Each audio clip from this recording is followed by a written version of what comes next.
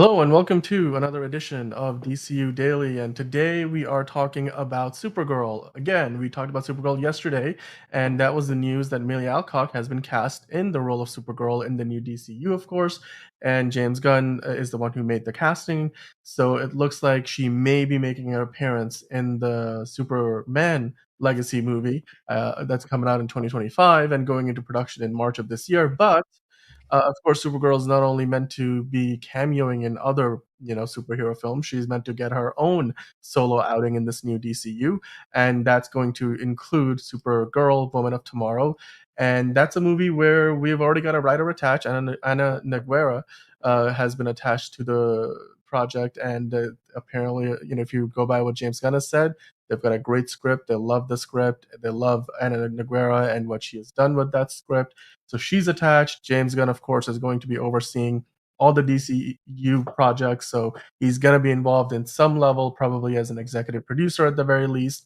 And now all that's really missing is the director. Like, we need a director. We've got a writer, we've got an actor, we've got a script, but we don't have a director. So today we wanted to basically spend some time and go over options for a director. Now, we're not sure where they are in the process over at DC Studios for hiring a director for this project.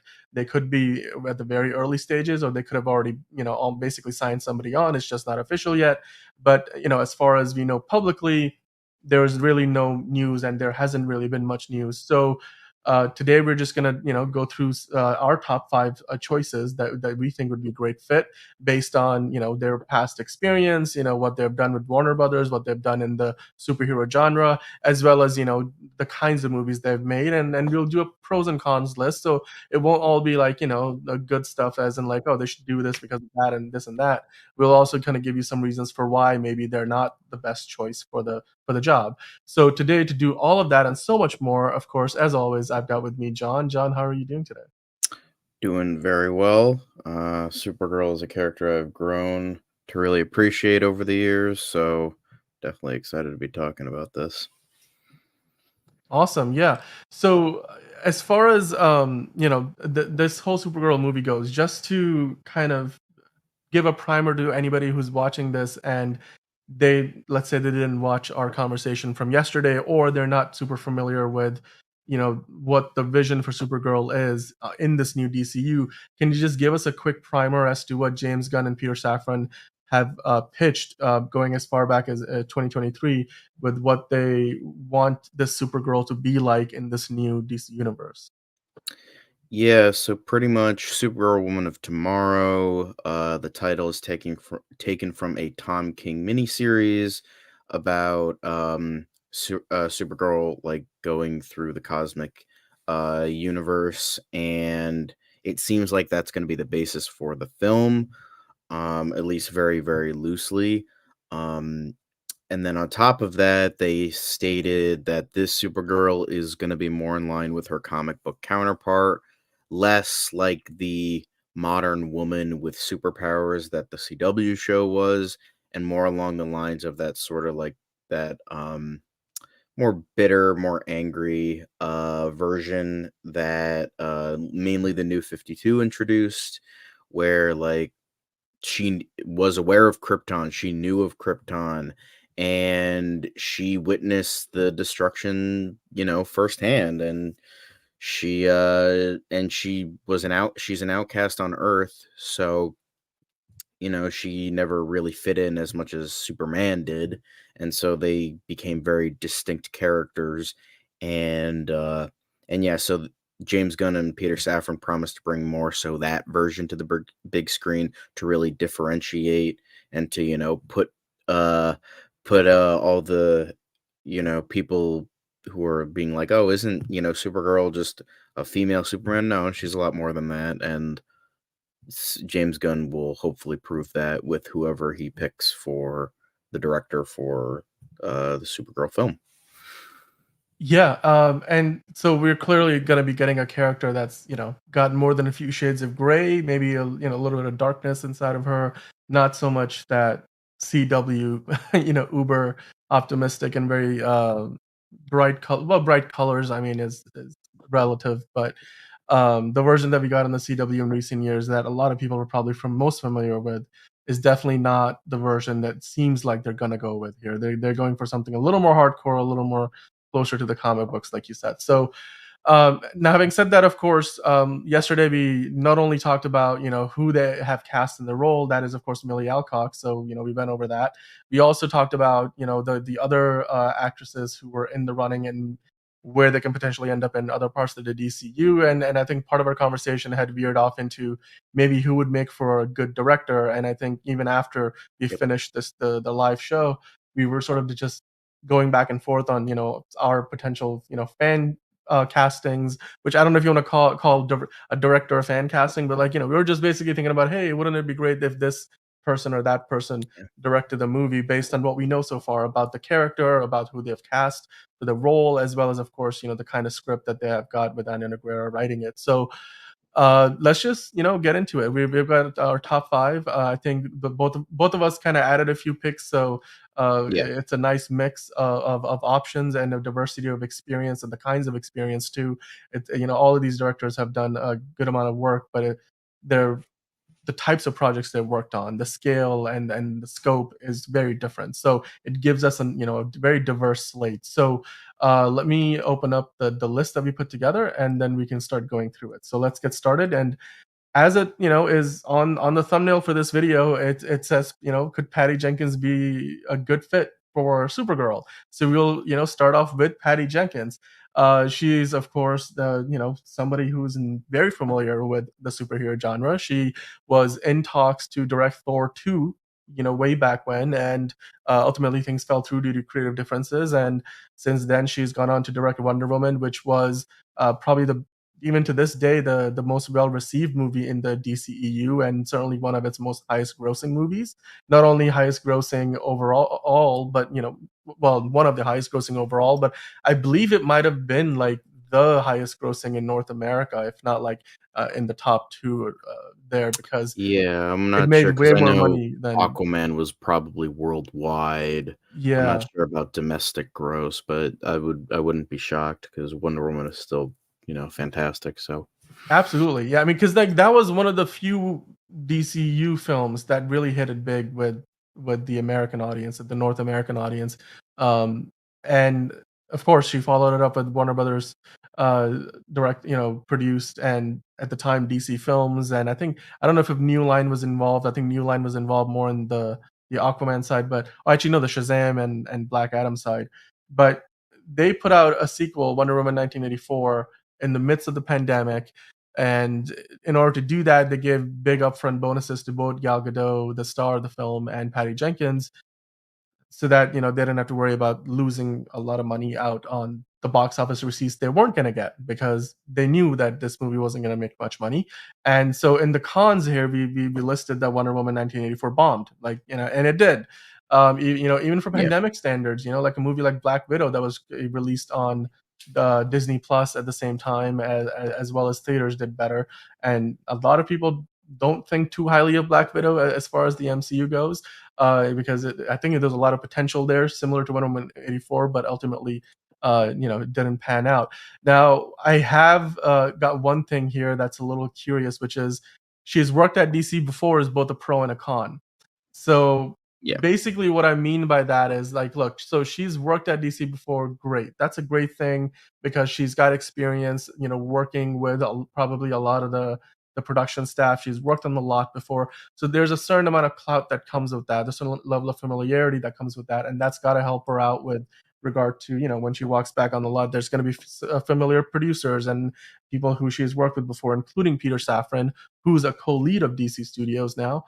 Yep. But she hasn't really worked with DC, James Gunn before, and that's something to be wary of because, of course, if you go by the reports in recent times, it's a little murky as to what exactly happened. But it seems like James Gunn and Peter Safran were somewhat involved in the decision to not move forward with the Woman 3 script that she had submitted.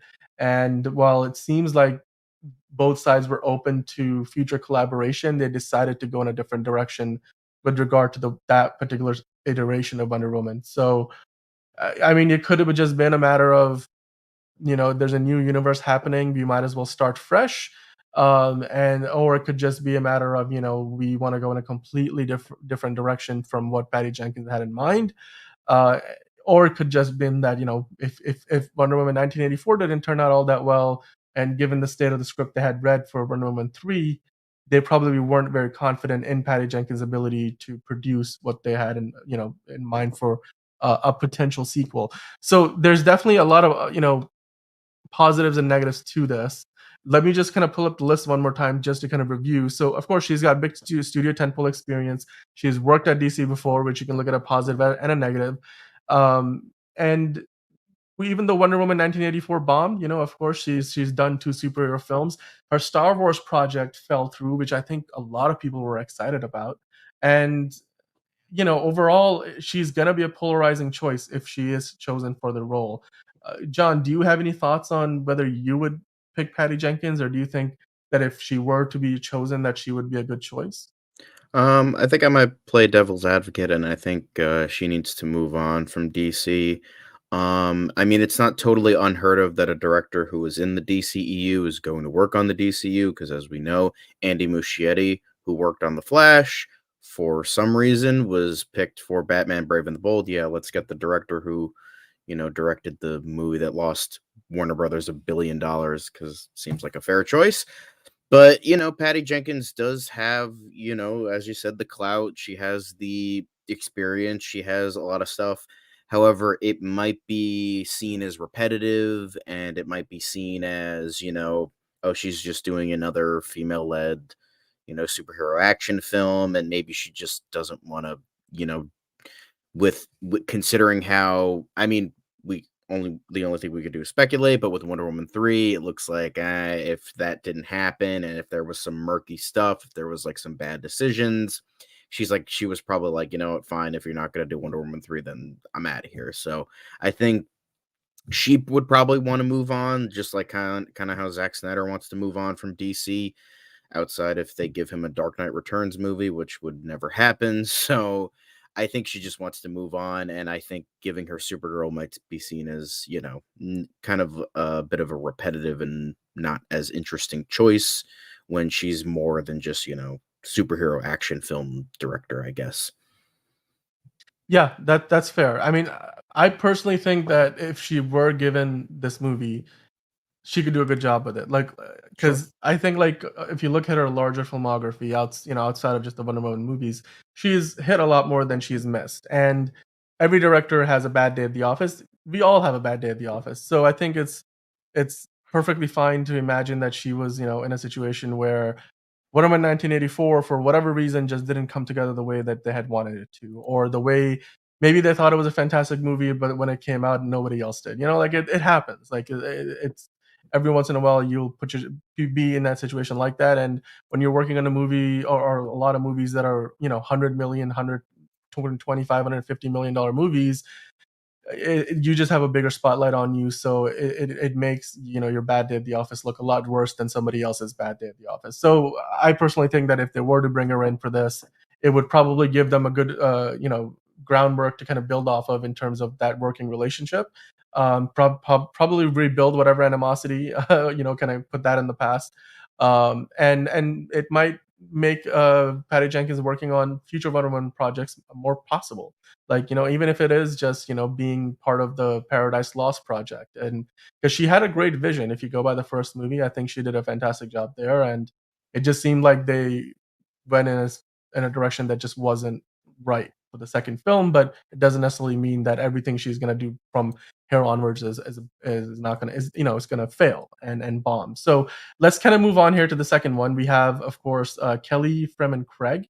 So uh, this is somebody that you put on the list, so I'll let you kind Mhm. of go through the credentials, because I'm not as familiar with her work. Although I have, heard of Ordinary Angels that's coming out this year, and The Edge of 17 was, of course, a pretty popular movie amongst the crowd. If you're looking for buzz awards buzz movies, like that was a fun film to watch, but it wasn't really a blockbuster by any means. So, Yeah. what's your take on this? So in terms of, like, some of the pros, she's directed teenage protagonists before.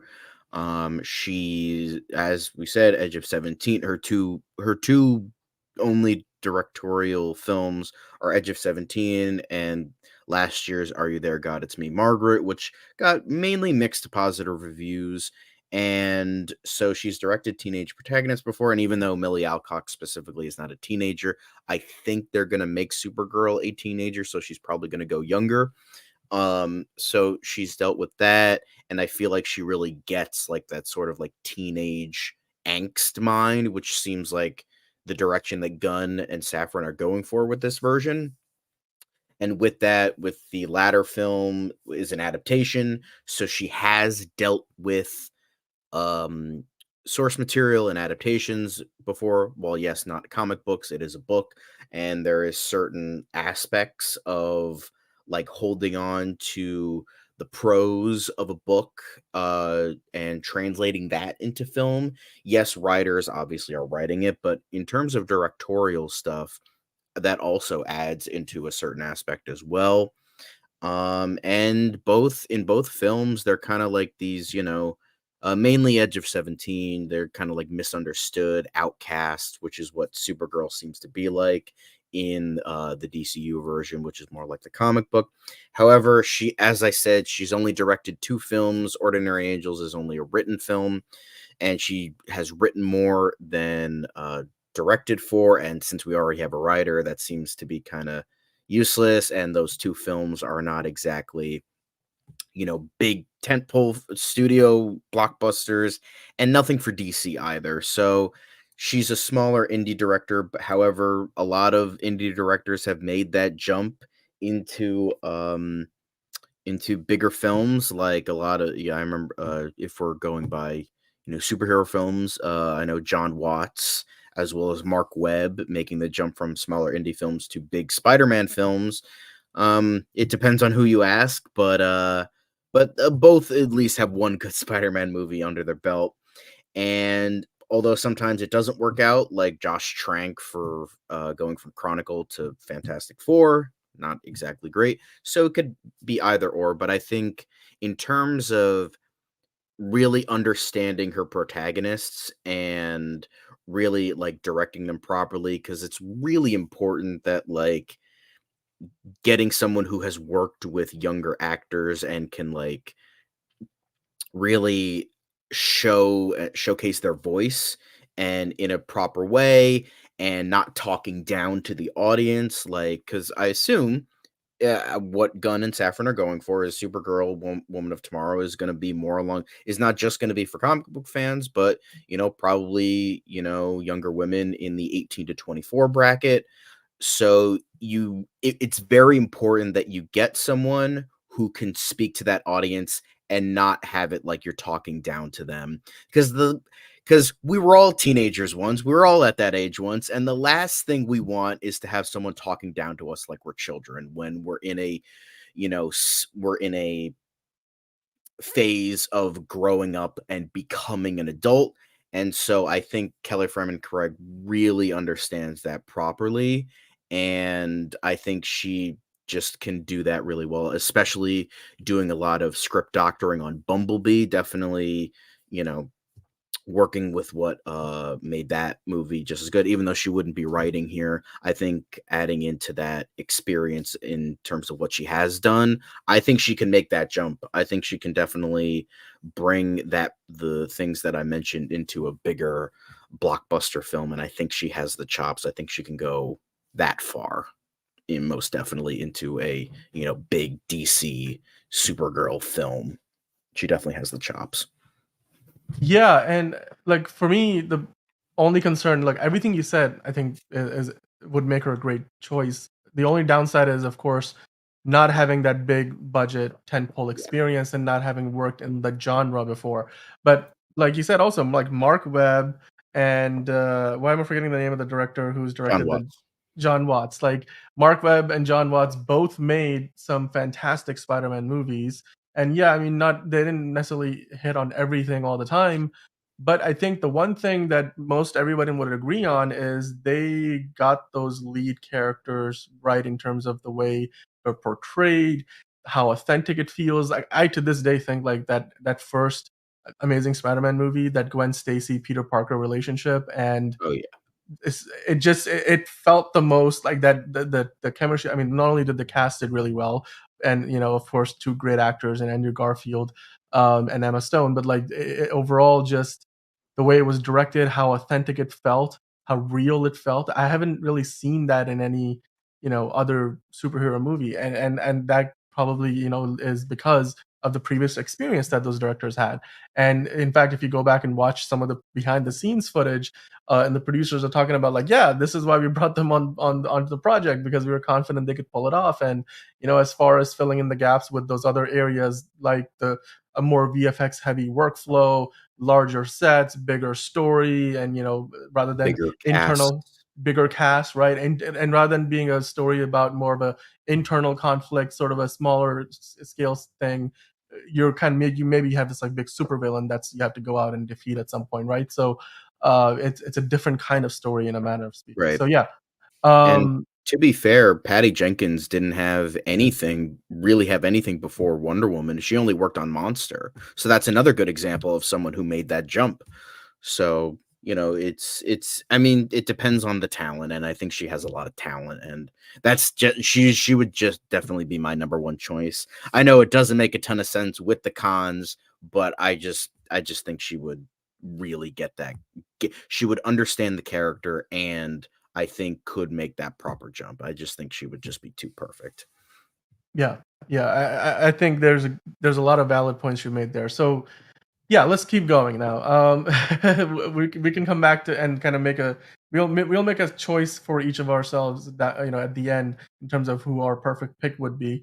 But obviously, the next name on the list, as you can see on the screen here, is Kimberly Pierce. Who, when I say obviously, I mean maybe she's not an obvious choice, but she is somebody who has kind of got that background where she's worked in genre productions. She has, of course, done Carrie, which you wouldn't necessarily call a superhero movie, but the Yeah, character not has. really. But she has telekinesis that kind of works Yeah, like it's with that VFX kind of type of thing yeah, going on, I guess. exactly. And like she's done work that are basically adaptations. Like they're not completely original stories. They're adapting a prior piece of work, whether one piece of one work or multiple works. And like the previous candidate that we just had, her leads are also misunderstood, outcasts, which Yeah. I think when you were talking about what this version of Supergirl is going to be like, that's exactly what they were probably looking for. Yeah, So, exactly. now of course, the downsides are there's again no big budget experience. I mean, even Carrie was a relatively small budget movie, and her last feature film it was Carrie in 2013. So it's been well a decade at least, more going on 11 years that since she's done a feature film, she's done more TV since. So, um, what what's your thought process on this? Like, and especially the whole dealt with Yeah. studio meddling bit. Like, Yeah, what's your yeah? I guess I kinda put it in this, term, she got Zack Snydered. Okay, She got a lot of pushback because she wanted to more so adapt, like, the themes of the book with, Carrie, like, having, like, someone who was, like, relentlessly bullied and then becoming, like, getting that, like, revenge, like, reaching that breaking point, and it was more about like the bullying social commentary. I was inspired to actually read the book after I watched her version of Carrie, and she definitely nailed a lot of aspects of the book. Meanwhile, the original version, not to knock on the original version, it's still a classic for many reasons. I feels like Brian De Palma wanted to go for more of a horror film rather than the bullying social commentary that did. So we got less of what made the book so good. And while Kimberly Pierce, she had a female eye, she understood more of like this female experience, and really we really got a lot more with the remake. In my humble opinion, I do believe the remake is better. That might get me a lot of hate, but I think she really understood a lot of the characters here more so, and understood the book more. And I think that definitely could, bring about that. And the thing is, MGM, I believe, was the studio, didn't want a better adaptation of the book. They wanted a horror movie. So they forced her to go back and, reshoot a bunch of the film. I believe like 45 minutes were on the cutting room floor, and a lot Wow. of it was like more scenes from the book and to Holy do more cow. scenes that mimicked the original film. So yeah, and but the thing is nobody had released the Pierce cut way back then. So unfortunately we can't get that, and I don't think she would be at all interested. And I don't think she would be interested in big budget features because I mean, it wasn't Carrie wasn't even, as you said, it wasn't even that big of a feature, and yet she got a lot of this pushback and got a lot of this. She's like, I think I'm just gonna stick with TV directing. I think I'm just gonna stick with my. She does a lot of activism for women in film and the LGBTQ community. So she's doing a lot of that. And I don't think she would have any interest in doing a Supergirl film. It's just like, just because I love Carrie so much and I think she did such a tremendous job with that movie, and she doesn't get nearly enough credit. And I think she would just do, and as well as her first film, Boys Don't Cry, which got a ton of critical acclaim, that even though that was more about transgender rather than women specifically, it was still like undergoing that misunderstood outcast sort of thing, and someone who like dealt with a lot of like really, although that is a true story rather than a book, and he dealt with a lot of terrible things that happened to him, more grounded, realistic. Let's not get into that, a little bit too serious. But if we're just talking mainly about Carrie, then she has that film, she has like that, a lot of the things in that would make her a good choice. However, I think there's, unlike Craig, who I think could do it, I don't think Kimberly Pierce could probably do a Supergirl movie, nor do I think she would want to do a Supergirl movie. It's just that I love this movie, and Chloe Grace Moretz has been fan casted as Supergirl for the longest while, so I guess that kind of added into it as well. But I think she just did such a good job there. There was a lot of aspects that can translate into Supergirl, and I think she could do a good job, but I don't think she would have the interest. And frankly, I don't think WB would have the interest either. So, there is a lot of that as well. Yeah, I mean, it sounds to me like she's somebody who's gonna want maybe more creative control than perhaps what Warner Brothers and DC might be willing to give in this Exactly. Yeah. situation. She's obviously got a great resume from the sounds of it, and the Carrie, despite everything that they did, have to do, I think the movie ended up coming out still a pretty good film. So. Uh, and if that says something about the director and having to kind of go through that experience, of course you never want to be hampered like that as a creative, and it really does kind of leave a sour taste in your mouth, especially with working with that studio again. So let's if they were to go with Kimberly Pierce, I think we would still have a good choice. Of course, Warner Brothers is a different company than MGM, and they A might worse be one inclined. probably, but you didn't hear that from me. All right. Well, let's keep the ball rolling here, and we're just gonna move on to the next candidate here, and that's Greta Gerwig, of course. Lady Bird, Barbie. Barbie is still stealing the headlines. Oscar nominations were recently announced, and Greta Gerwig somehow got snubbed for Best Director, which still blows my mind. But she's an actress. She's a director. She is a writer. She's got all the talent in the world. She can pretty much do it all. And when it comes down to working with Warner Brothers, Barbie just became the highest grossing movie of this past year. And in a year where we had Marvel movies, we had other DC movies, and we had Oppenheimer, and Barbie was the highest grossing movie of the year, and that was Greta Gerwig just absolutely knocking it out of the park alongside her partner Noah Baumbach. I mean, my one concern here, which is why it's in the cons column, is that she writes all of her films. So if you were to slot her into this position, of course they've got a script that's more or less already in place and a writer attached. So would Greta Gerwig want to go and work with that pre-existing script, or would she want to go in a different direction, or is she going to be just okay taking that script and working with it? I don't know if that's really going to be her forte. But like I said, she's got the talent. She's got plenty of awards on her mantle. She's worked with the studio before. I know that Warner Brothers and DC Studios are technically now two separate entities, but you still have a lot of overlap. Of course, Peter Safran's there, and he has been working with Warner Brothers and New Line Pictures for quite a long time. So, uh, when it comes down to big budget experience, Barbie was a pretty big budget movie. So she's definitely done that. Big cast, visual effects, large sets, stuff like that, action set pieces. That I'm just Ken. There was quite a bit of action in that. I mean, I'm just not really an action sequence that you would see in There's Supergirl, a lot but going on. yeah, there was a lot going on. There was definitely a lot going on.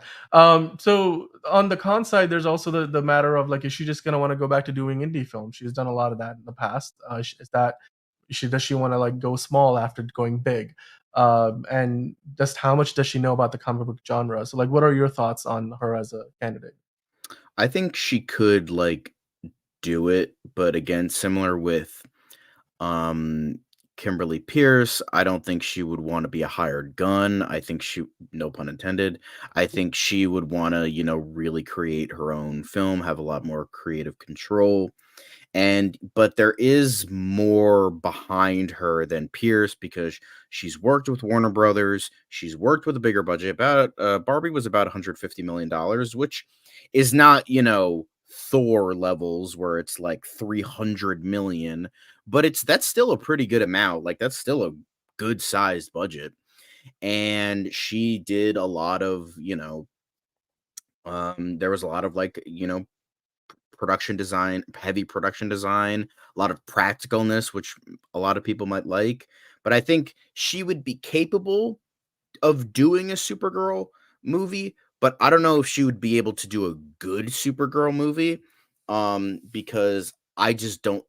Now, I could be getting it wrong. Who knows? Maybe she's a super secret, like, huge comic book fan, and we just don't know. Like, none of us really knew how big of a Batman fan Matthew Perry was until after he passed. So who knows? Maybe she has, like, a shrine to Supergirl in her bedroom right now, and we'll never know until she does this movie. So who knows? Like, I don't want to assume that she is or she isn't. So she could be a super fan, but from the context and interviews, from what and the personality she is, I don't think she is. So I don't think she has that comic book expertise. And the reason we're saying that, sometimes that works, sometimes that doesn't. But I think James Gunn is really looking at people who have gotten that experience. Because if we're looking at directors specifically, Brave and the Bold has Andy Muschietti, who did work on The Flash, and he did work for Warner Brothers for it. And then Swamp Thing, you have James Mangold, who worked on The Wolverine and Logan. So he definitely has, and someone who goes out of the box for certain things. Yes, he can do, like, big budget stuff for, like, The Wolverine, but also can do smaller scale, like Swamp Thing can do for that. So Logan would be for that. So he's worked with, like, kind of both things, and that can work for that. But Greta Gerwig, she hasn't gotten that DC experience. She hasn't gotten any superhero experience, and I feel like she would be one of those people that's be like, "Oh, superhero films? No, thank you." She definitely seems like kind of fits into that more auteur.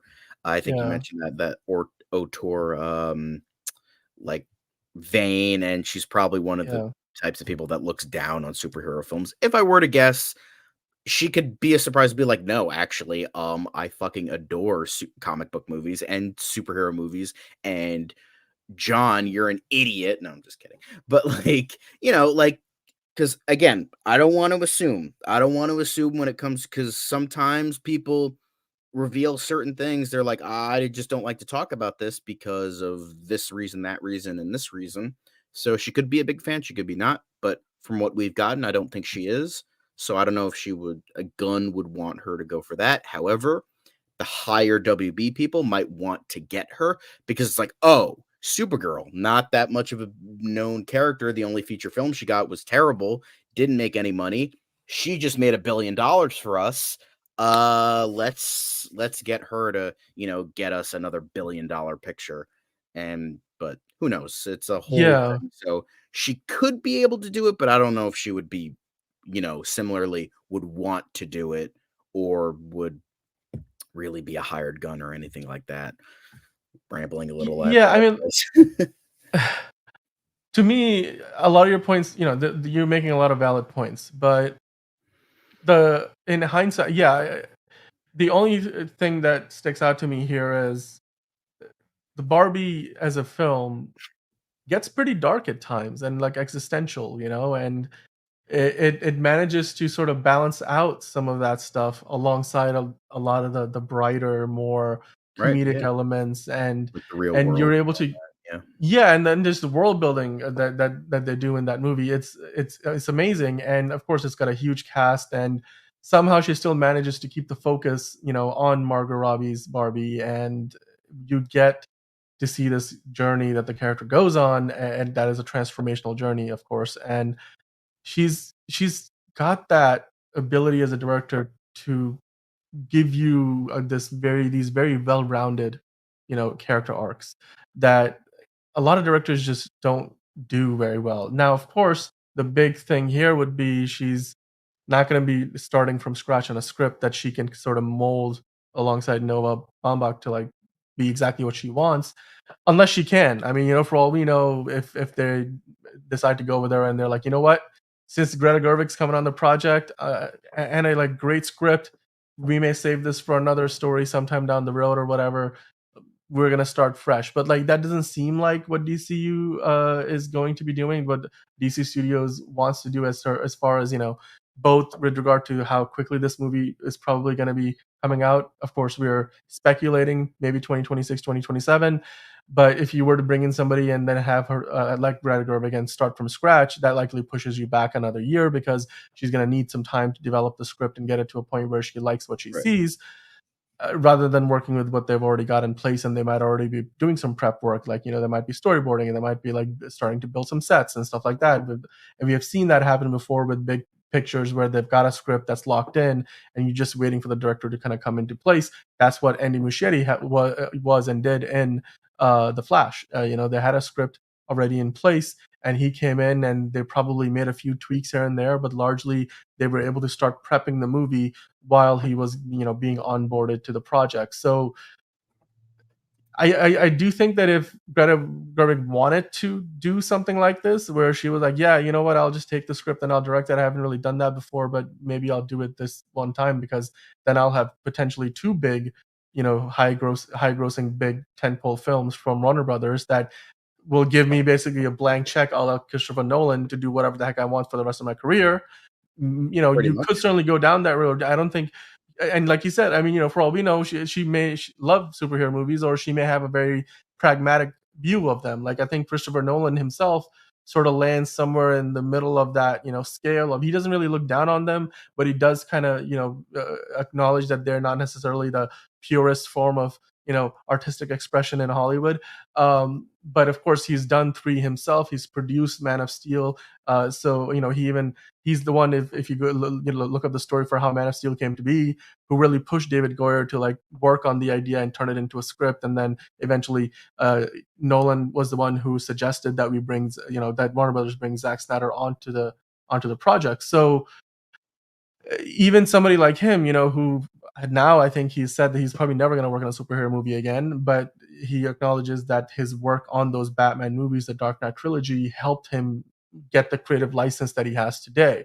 And Greta Gerwig might be thinking of going on a similar trajectory. I mean, because Christopher Nolan is like Stanley Kubrick, right? Like, the man wants to do something, you let him do it, and to Oscar winning and millions of dollars, of results. So I think if they were to go in this direction, it would certainly be a different kind of a pick than some of the other options we have mentioned here before, because she, more than any of the other directors, is like becoming a true auteur. Even more so than Patty Jenkins, who has gotten writing credits on the Wonder Woman movies, and I think she would have been involved in the writing of her Star Wars movie, but it wasn't like she was writing it herself purely. It was that she would be working with somebody, and she still had a team of creatives and some producers that were guiding along the creative uh, view. Like I think Zack Snyder had a lot of say in some of the elements of the first Wonder Woman movie, for example. So yeah, Greta Gerwig on the other hand would be very different kind of a pick. So having said that, now let's just go to the last candidate that we have on the list, which is again altogether different from the previous options because this is the only man we've got on the list, the only male director. Of course, we have gone through 4 female directors who we think would be fantastic picks for this project, not just because they're female directors, but I think also because They're their talented. resumes are fantastic. Like they're talented directors. Greta Gerwig, I legitimately am baffled that she wasn't, picked as a best director, in a category. Like the DGA votes for that stuff. Like I bet you she's gonna be on the DGA's, category for best director at their awards. So how the heck did she? It's one of those situations where like Ben Affleck won best director for Argo, but then he wasn't even nominated for best director at the Oscars, and it was like, what? Like how? Anyway, so Matthew Vaughn, right? Like Matthew Vaughn, X-Men First Class, Kingsman: The Secret Service. He did Kick-Ass. I think the sequel to Kick-Ass. Um, he's got a lot of action experience. He's worked Mhm. in the superhero genre. This man Almost knows what he's extensively. doing. Exactly. Extensive experience. He's worked, and all these movies are big budget movies. They all have 9-figure budgets. They've all made mostly 9 figures at the box office. And he, in fact, pitched a Superman film years ago, which you can go over in a little bit more detail.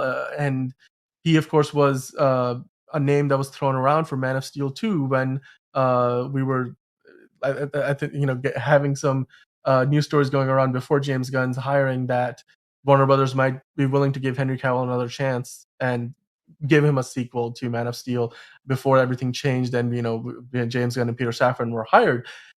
So the downside, of course, is some of his recent work hasn't been as well received. So we're not really sure where he is as a director today. Has he are his best days behind him? Because it seems like it's becoming a pattern. The latest Kingsman movies, the sequel to the Kingsman wasn't all that well received as compared to the first Kingsman movie, and Mhm. then the latest Kingsman movie, The King's Man, was also not very well received. So, and now of course Argyle, which is very much in the same vein as those films, is getting bad reviews, and that's of course an Apple uh, original film, which is the first time he's worked with that studio. But Mhm. his recent string of filmography is not as well received, but he of course still has a lot of good directing chops and a resume that most people would kill to have. So, what are your thoughts on Matthew Vaughn as a potential director for Supergirl, especially given that again we have a script that's already in place? Would he be willing to kind of come in and kind of take that script, even if he has to tweak it a little bit to his liking? Would he be a good fit here? And tell me more about that Superman movie that he pitched a while ago. So yeah, Matthew Vaughn, like you could definitely view it as like, oh, I didn't get to direct a Superman film. Might as well direct Supergirl, right? Because I think he could definitely, go in that vein. However, even though I don't normally agree with it, like I think Anthony Mackie said this like years ago. I think it was around the time when Black Panther came out, where he's like, hey, let's not have black people only direct black movies. Same thing with women. I don't think women should only direct like female driven movies either. However, it just sometimes when it comes to them and their experiences, that just sometimes works better than someone who isn't that. Like Ryan Coogler directing Black Panther or Greta Gerwig directing Barbie. It just they can identify with those experiences that plague the main character. So, I don't think Matthew Vaughn would be, like, inept or sexist or anything, but I just think, having a female voice would just probably make for a little bit better film, and, so I think that's what DC and WB will probably be aiming for in terms of that. They would probably want, a female voice for Supergirl, so as that would make sense. However, I do think Matthew Vaughn, he at least had the chops, whether it be directing or producing, produces a lot of stuff. He's produced I believe there's another Kick-Ass movie coming out, actually, he said this month, and he's producing that. He's not directing it, I believe, but he is producing it. So I think just he has, like, so much experience behind him. He did pitch a Superman trilogy, actually, way back when. This was back in the late 2000s after the Superman Returns sequel got canceled. That definitely wasn't happening. And so DC was looking to WB and DC were looking to reboot Superman, and they're like, well, if Incredible Hulk and Ang Lee's Hulk are anything to go by, the audience will forget if you made a bad movie. So there was tons of directors and tons of comic book writers like Grant Morrison, Jeff Johns, Mark Waid, like all these like comic book voices were working on a Superman reboot, and obviously, as I mentioned, um, Matthew Vaughn and Mark Millar, who wrote Kick-Ass and Kingsman, that Matthew Vaughn works with a lot, they wanted to do a Superman trilogy, with each installment being released a year apart, similar to Lord of the Rings. Millar compared it to the Godfather trilogy of Superman films, in which it would chronicle the entire life of Superman from the early days of Krypton, where Kal-El would be aware of Jor-El's work on trying to save the planet, him getting rocketed to Earth, living in Smallville, becoming Superman, and then the big finale at the end of the third film would be Superman losing his powers as the sun starts to go supernova. Vaughn wanted to work with wanted his Superman to be Charlie Cox, actually, who would later obviously go on to be Daredevil. And he wanted to go for more of a golden age version of Superman with, faster than a speeding bullet, more powerful than a locomotive, tall buildings with a single bound, all that stuff. And he would pitch for a trilogy film, and it would be similar in tone to the Richard Donner film, as that was kind of the be all and end all at a certain point. And it would have included General Zod, Brainiac, and Lex Luthor, and sort of be like this big epic. He wanted to be like an 8-hour long epic trilogy. And if that doesn't sound like the greatest Superman project we never got, I don't know what does. It certainly beats the hell out of Spider Brainiac from Tim Burton's Superman Lives, as much as I would have loved to see Nick Cage's Superman. But like, just with that amount of epicness, I know everything seems great on paper and could be terrible in execution, but like, I think with all of that, Matthew Vaughn loves these characters, loves comics. And even though Supergirl isn't Superman, I think he can fit into that vein just as well, because he kind of has a lot of in his films, he kind of almost has that like mean spirited sort of tone that I think would be good for Supergirl. I think because like a lot of the Kingsman movies are kind of like almost like talking down to the spy genre in a weird way. Whether that's a good thing or a bad thing depends on the person watching. But I think that could almost kind of like work with what Supergirl is going through. Like, like losing Krypton, being in Argo City, witnessing all these terrible events, and then being rocketed to Earth and seeing her cousin who lived here being the greatest superhero of all time, and just going through it, just like wants to, she should be a supervillain. As the internet will say, this is a supervillain origin story. But she, like, even though she has all this anger buried inside her, just wanting to be like this mean, horrible person, even to the point of becoming a Red Lantern in the comics, she still has the hero inside of her and wants to do good.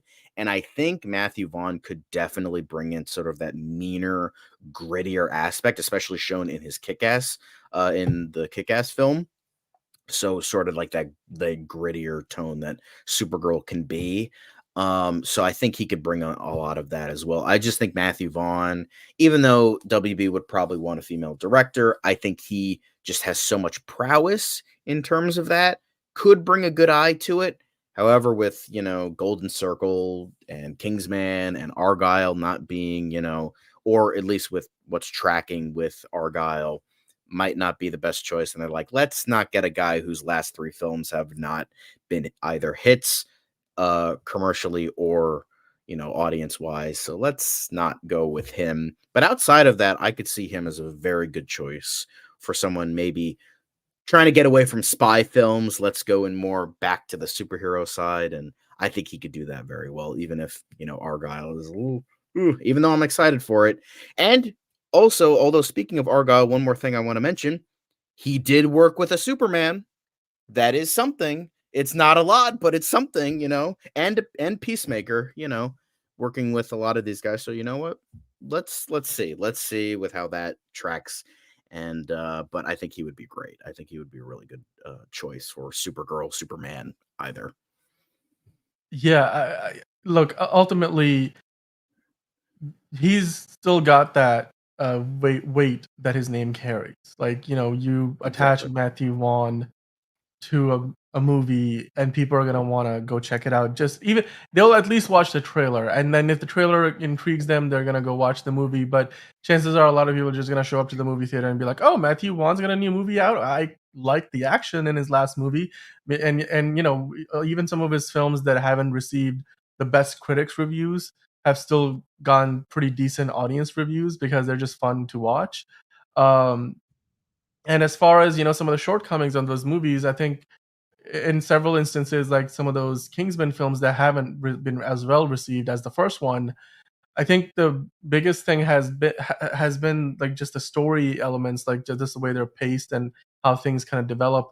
Maybe the way the characters are fleshed out are sometimes lacking a little bit. And then in the case of Supergirl, Woman of Tomorrow, it looks like they've got a script largely in place. They've got James Gunn there to sort of like be a guiding force if need be. And you've got some of the comic book writers and illustrators who have worked with this character and know Supergirl about as well as anybody out there. They could be part of that brain trust that Matthew Vaughn can lean on, and put out a great film. And of course, he has done Kick Ass, so he's got superhero stories under his belt. X-Men First Class, a lot of people will say, is probably a top three X-Men movie outside of maybe the first X-Men and X2. As far as X-Men movies go, and if you count in like Logan and stuff, it still ends up in the top five. And certainly, it charted a whole new future for the X-Men franchise, which was largely considered dead and buried after The Last Stand. That was really terrible. Um, but yeah, I mean, Matthew Vaughn's got the experience, he's got the chops, he's got the name, he's got the star power, which he's one of those directors. There's not many of them in Hollywood today who you mention their name and you all of a sudden are intrigued just because they are attached to the Oh project. yeah. So yeah, I don't think they would be going wrong per se with Matthew Vaughn, but certainly there's some downsides to it, especially when you consider his recent movies haven't really been hits. And I think that's a critique that we leveled on Patty Jenkins. So I think it's fair to do that for Matthew Vaughn as well. One of the options that we haven't really mentioned here that a viewer mentioned in our YouTube chat, Jay Kelly said that what about like Bryce Dallas Howard? And I was just thinking, I'm like, you know what? What about Bryce Dallas Howard? Like somehow we both kind of skipped over it, and maybe we did so because she doesn't have a ton of experience directing features, um, but she definitely has got some directing experience. She's been working a lot on those Star Wars projects on Disney Plus, and she has been getting more and more into directing. I I mean, look don't at her know. father. That makes sense. Yeah, I mean, it totally. Yeah, I mean, Ron Howard, one of the greatest directors of all time, and of course, she's a great actress still, and she's still doing that. Although I think she's got that itch to direct, and she's developed her directing chops quite a bit, and ultimately, I think she's a great storyteller. Like some of the best episodes of the second and third season of The Mandalorian were directed by Bryce Dallas Howard. So you wouldn't be going wrong necessarily, especially in this case where again you've got a whole support system around whoever ends up in this director's chair. You've got the writer, you've got the writer of the comics, you've got the illustrator of the character in the comics, you've got James Gunn, you're going to have one of the best producers in the game right now with Peter Safran. So you will have a whole network of creatives who can Mm. help lead you, not just lead you, but like guide you along and you so that you can leave the project, but not feel like you have to do everything by yourself and make all the creative decisions without necessarily being able to lend a get a some advice from those other incredibly talented people around you. So They were to go with Bryce Dallas Howard, I think, yeah, as far as experience goes, she probably has, in general, less directing experience than the 5 Yeah, I candidates think that we might be pointed too out. far of a jump a little bit, But but I who knows? she's up and coming. She's one of those, directors out there who it's just a matter of time before she lands a big film, I think, like, not only because she's got the star power. You say, "Oh, Bryce Dallas Howard's directing a movie," people are gonna go check it out, but if it's Bryce Dallas Howard directing a Supergirl movie, I think that could be a potent combination, so She was I also personally Gwen wouldn't Stacy mind it. too.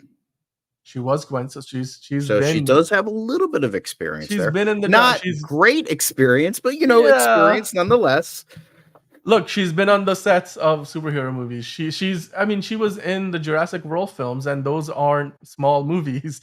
So she knows what what being on these big sets feels like. She's, of course, worked on those Star Wars projects that are, some of the costliest TV shows ever made. So she knows how to work with large sets and big environments and characters, and where the stakes are high both in front of and behind the camera. So I can imagine that she would be able to handle it.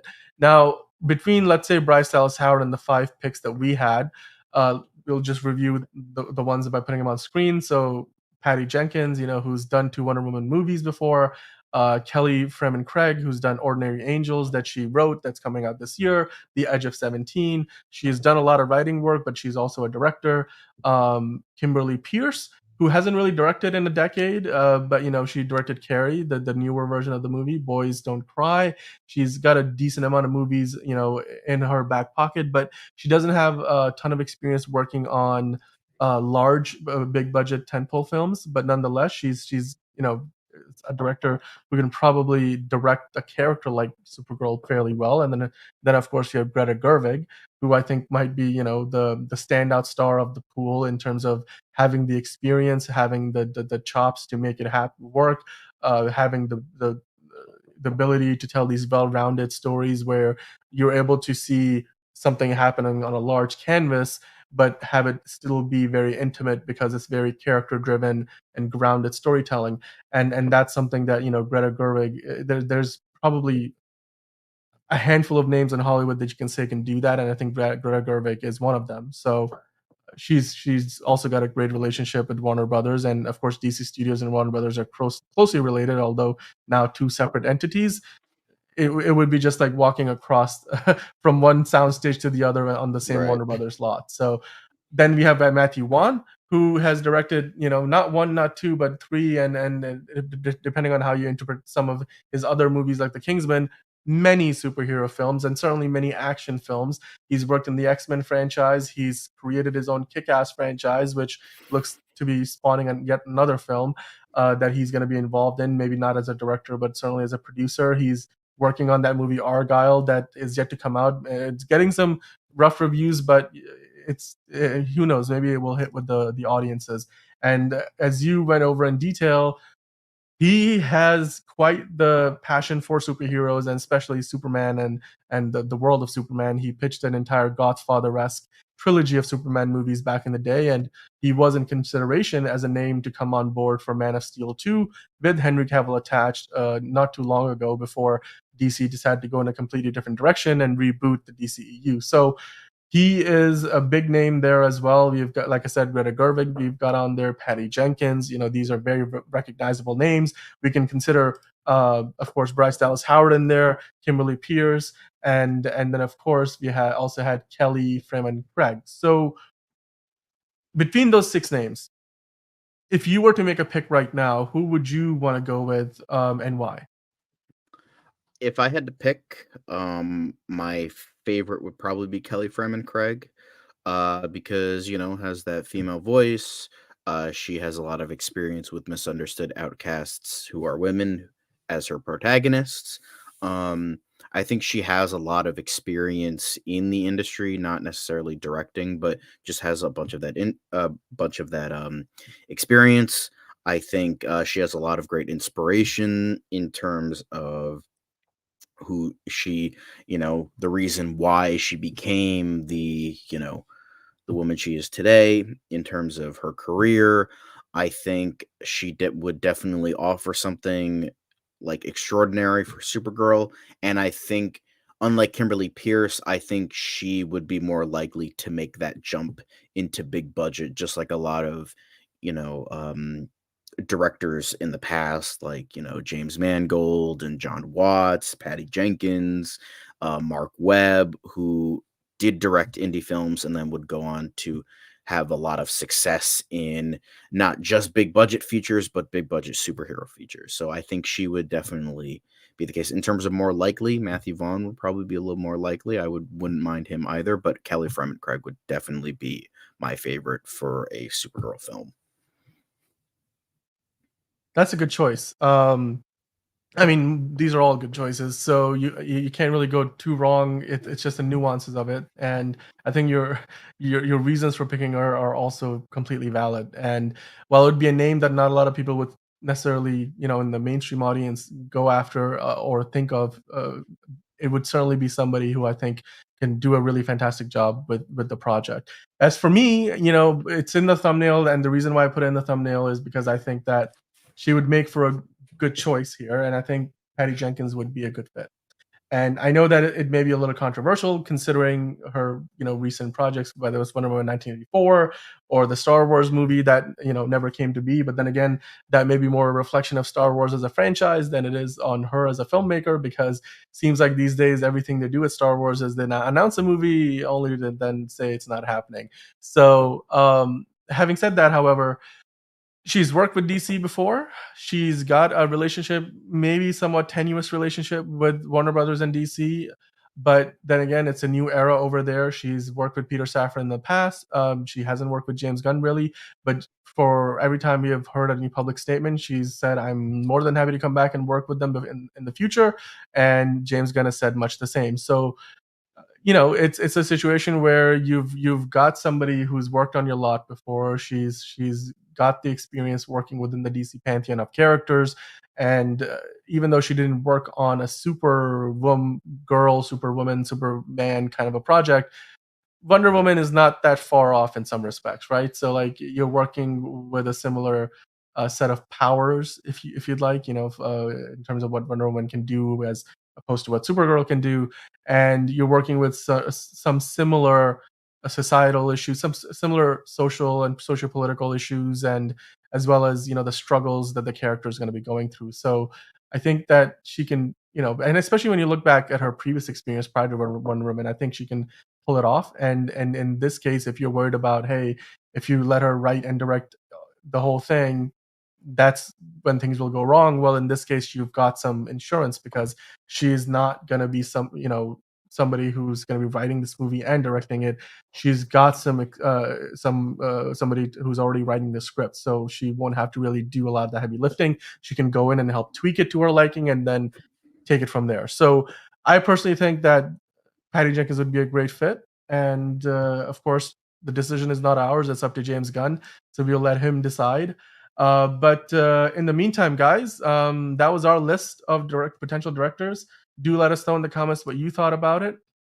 Thanks for checking us out, and we sure hope that you will leave us in the comments with your pick for the director, whether it's Bryce Dallas Howard, Patty Jenkins, Matthew Vaughn, Kimberly Pierce, or Kelly Fremont Page. There's so many options. Maybe somebody else we didn't even mention. So do let us know in the comments, and like and subscribe for more content like this. And of course, we'll be back here tomorrow talking about more DC related content. So until next time, it's been great talking to you, John. Thanks for joining me, and we will see you back here tomorrow.